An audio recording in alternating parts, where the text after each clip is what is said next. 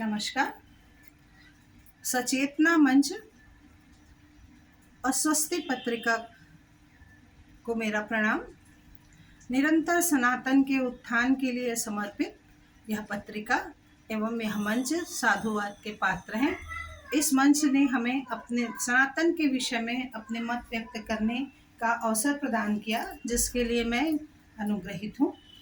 सनातन के संदर्भ में एक बात बार बार आती है कि क्या चीज़ सनातन है और सनातन धर्म के मुख्य बिंदु क्या हैं।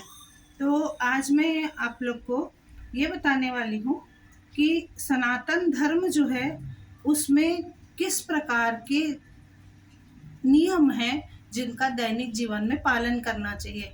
इन नियमों का यदि हम पालन करते हैं तभी हम कह सकते हैं कि हम सनातन धर्मी हैं। और ये नियम चिर शाश्वत है। यह पहले भी सत्य था, आगे भी सत्य रहेगा। और इन नियमों का पालन करने से कि कभी भी किसी की हानि नहीं होगी, बल्कि व्यक्ति आत्मिक रूप से और बौद्धिक रूप से उन्नत होता चला जाएगा। सबसे पहले कहा जाता है कि एक विश्वास, ईश्वर ही सत्य है। यह अटल विश्वास सनातन धर्मी के भीतर होना चाहिए। यदि कोई भी व्यक्ति जो अपने आप को सनातन धर्मी कहता है तो उसका विश्वास ईश्वर पर अटल होगा। दूसरा है प्राणिधान, मतलब ईश्वर प्राणिधान। इसका मतलब होता है कि सिर्फ ईश्वर ही सत्य है और किसी भी स्थिति में कोई दूसरा व्यक्ति ईश्वर का स्थान नहीं ले सकता है। इसका पक्का भरोसा होना चाहिए और आस्था होनी चाहिए। यदि आस्था है और पूर्ण विश्वास है कि सिर्फ ईश्वर ही है और हर स्थिति में प्राणी मात्र में ईश्वर के अतिरिक्त कोई नहीं है, इससे व्यक्ति का दृष्टिकोण विस्तृत होगा। जीव मात्र के प्रति उसके भीतर ईश्वरीय भाव उत्पन्न होगा। इसके बाद ये कहा जाता है कि संध्या वंदन। अब संध्या और वंदन ये दो शब्द हैं। तो संध्या शाम का समय से नहीं है, संध्या का अभिप्राय यहाँ पे शाम का समय नहीं है, बल्कि सनातन धर्म में वर्णित प्रार्थना, ध्यान, पूजा को करना संध्या वंदन कहलाता है। त्रिकाल संध्या मानी जाती है, सुबह, दोपहर और शाम को। तो इस प्रकार जो पूजा की जाती है, प्रार्थना की जाती है, ध्यान धारणा लगाई जाती है, वो सब संध्या वंदन के अंतर्गत आ जाता है। यह जो संध्या वंदन है वह सनातन धर्म शास्त्रों के अनुसार होना चाहिए। कोई भी पूजा पाठ मनमाना नहीं होना चाहिए। हम किसी भी चीज़ का लोक रीति अलग होती है, कुल परंपरा अलग होती है, परंतु अपने सनातन परंपरा के अनुसार अपना इष्ट आदि का, अपने ही इष्ट का ध्यान करना, अपने ही इष्ट का पूजा पाठ करना और धर्म के बताए नियमों पे चलना, शास्त्रों के अनुसार चलना, यह होना चाहिए। मन माना पूजा पाठ व्यर्थ होता है।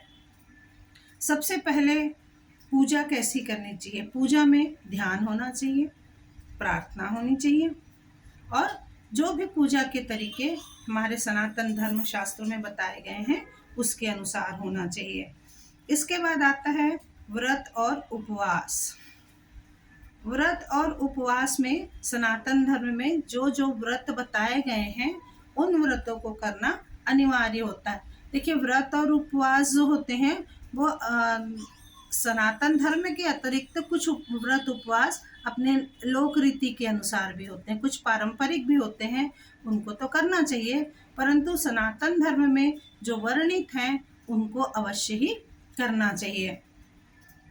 जैसे कि श्रावण में की गई पूजा होती है।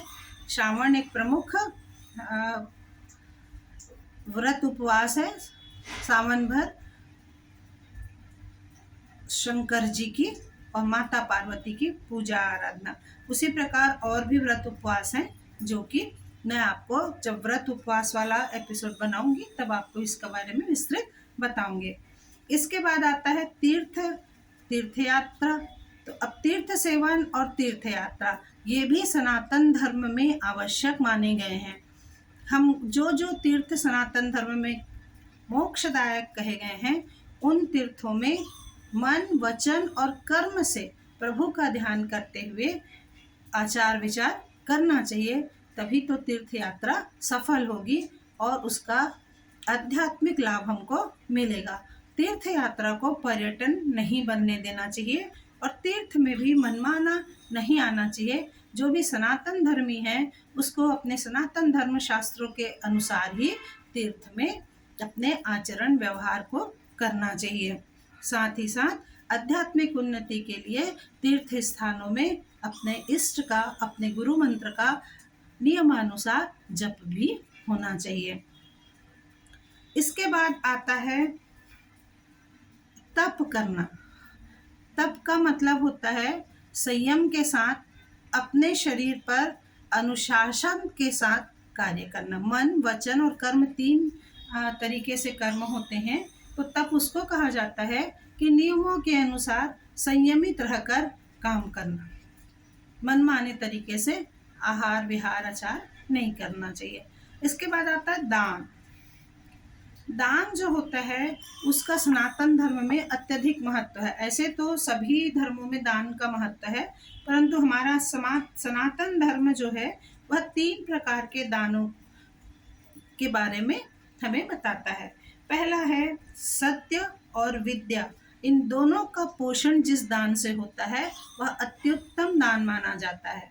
सत्य और विद्या के लिए जो दान होता है वह अत्युत्तम होता है। इसके बाद स्वयं के यश, कीर्ति